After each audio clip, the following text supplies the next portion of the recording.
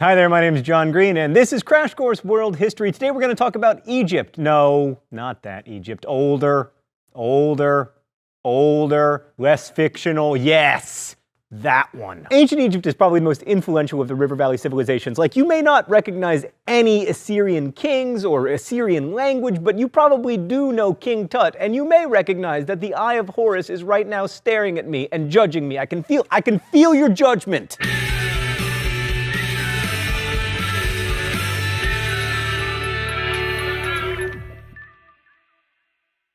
When we think of ancient civilizations, we think of Egypt. There are a few reasons for this, like the fact that the pyramids are the last man standing among the 7 ancient wonders of the world. But more importantly, ancient Egyptian civilization lasted from 3000 BCE to 332 BCE. That's a period that historians call a long-ass time. And I will remind you, it is not cursing if I'm talking about donkeys. So there are many approaches to the study of history. You can view history as a millennia-long conversation about philosophy, or as clashes between great men, or you can see history through the lens of traditionally neglected populations like women, or indigenous peoples, or slaves. And we're going to try to take many approaches to our study of history during Crash Course. Mr. Green, which approach is right? I mean, for the test. Oh, me from the past. Remember how you spent all of 3rd year French writing notes back and forth to that girl and she eventually agreed to go out with you and you did make it to 2nd base, but now you can hardly parle un mot de français? Historical lenses are like that, my friend. With every choice, something is gained and something is lost. Right, so in discussing agriculture and early river valley civilizations, we've been approaching history through the lens of resource distribution and geography. And just as the violent and capricious Tigris and Euphrates rivers shaped the worldview of early Mesopotamians,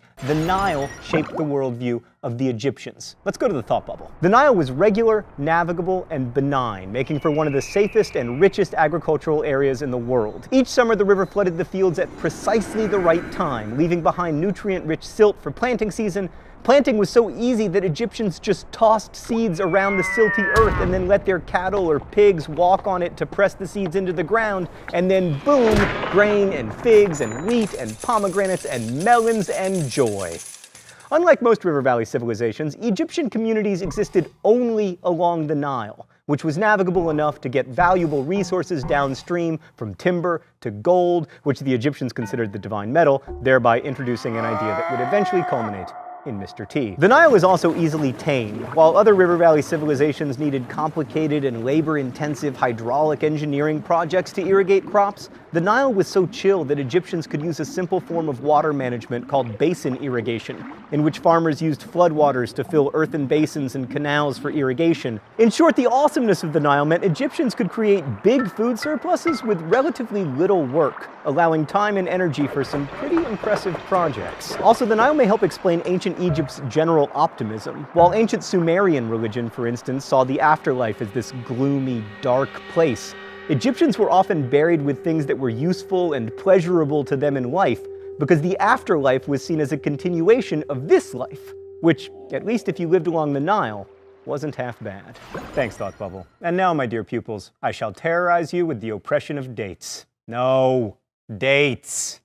Yes, thank you. Historians have divided Egyptian history into 3 broad categories, each with their own numbered dynasties. But only hardcore Egyptologists know the dynasties, and we're not trying to become hardcore Egyptologists. The Old Kingdom lasted from 2649 to 2152, the Middle Kingdom from 2040 to 1640, and the New Kingdom, so-called because it is only 3,000 years old, lasted from 1550 to 1070 BCE. In between, you have a couple so-called intermediate periods. Okay, Old Kingdom. This was really the glory age of ancient Egypt, when you got all the stuff that would later make Indiana Jones possible, like the pyramids at Giza and the Sun King Ra and the idea of divine kingship. The king, or pharaoh, was either a god or very close to a god, which seems like a good gig, except that it meant he wasn't expected to act like a person, he was expected to act like a god, which in ancient Egypt means acting like the Nile. Calm, cool, benevolent. There's no fun in that. And then, of course, there are the pyramids, which, aside from remaining impressive to behold, represent a remarkable degree of political and social control over the population,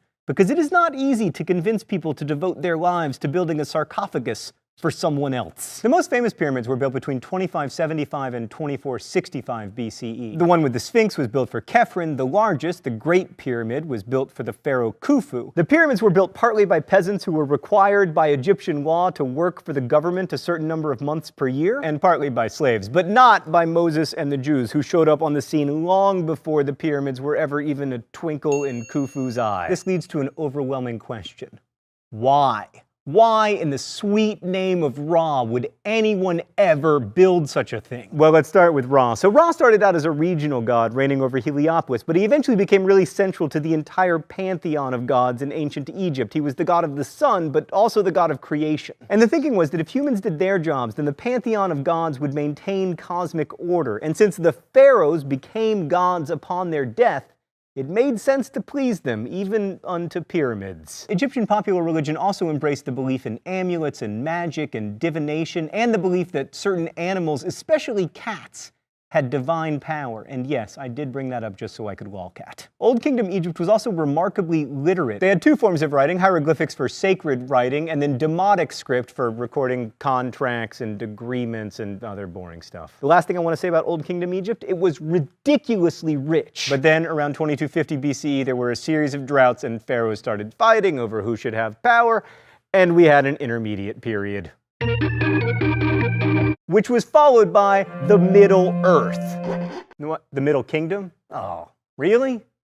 That's a bummer, Stan. I want it to be the Middle Earth. How awesome would that be? Like right in the middle of Egyptian history, there were hobbits. So the Middle Kingdom, which apparently had no hobbits, restored pharaonic rule in 2040 BCE, but with some distinct changes. First, the new rulers were outsiders from downriver in Nubia. Second, they fostered a new pantheon of gods, the star of which was Amen, which means hidden. So here's a little lesson from history. Hidden gods tend to do well because they're omnipresent. So Amen eventually merged with Ra to form the god Amen-Ra, who was like the best god ever, and all the Middle Kingdom pharaohs made temples for him and devoted all of their surplus to his glory. The Middle Kingdom also developed an interest in conquering, specifically the new pharaoh's homeland of Nubia, and they developed a side interest in getting conquered, specifically by the Semitic peoples from the Levant. They were able to conquer much of Egypt using superior military technology like bronze weapons and compound bows and chariots of fire.